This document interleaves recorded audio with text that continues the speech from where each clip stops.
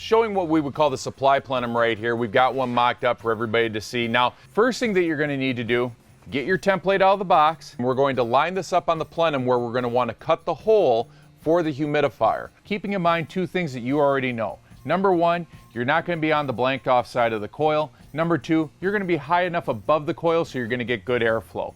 Once this is in place, most crucial step of your template, let's make sure it's level. Now, we cheated, we did this ahead of time, so we know when we put this level up here, look at that, we're in great shape.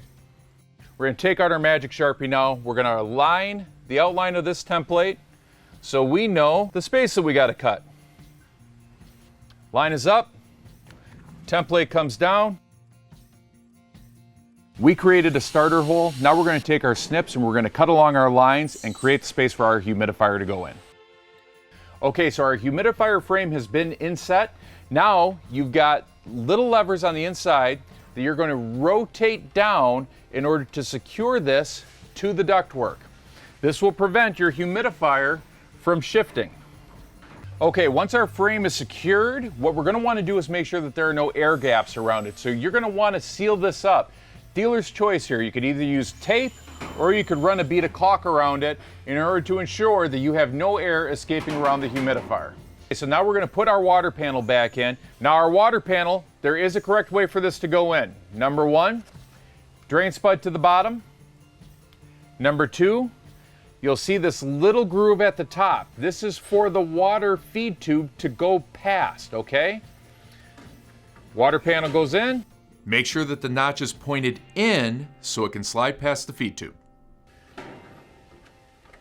And we are installed. All right, so now we're going to put the cover on our Model 700 humidifier. Super easy to do, we just got to pay attention to a couple of things. Number one, this tab at the bottom, this goes on last. I always state that because people do it the opposite way all the time. Your humidifier will not seal. These hooks at the top of the humidifier, they go on first. Let me show you how. So these just hook right over the top, just like so, okay? And then we push it closed. First time, every time. Okay, so our humidifier is all installed to the ductwork. Now it's time to hook up the last crucial components in order to make it work. First thing that we're going to have to do, run the water line right here. Humidifiers can't humidify if they don't have water. 1/4 inch line, use 2 wrenches, tighten this up, make sure you've got a good seal so you don't have any leaks.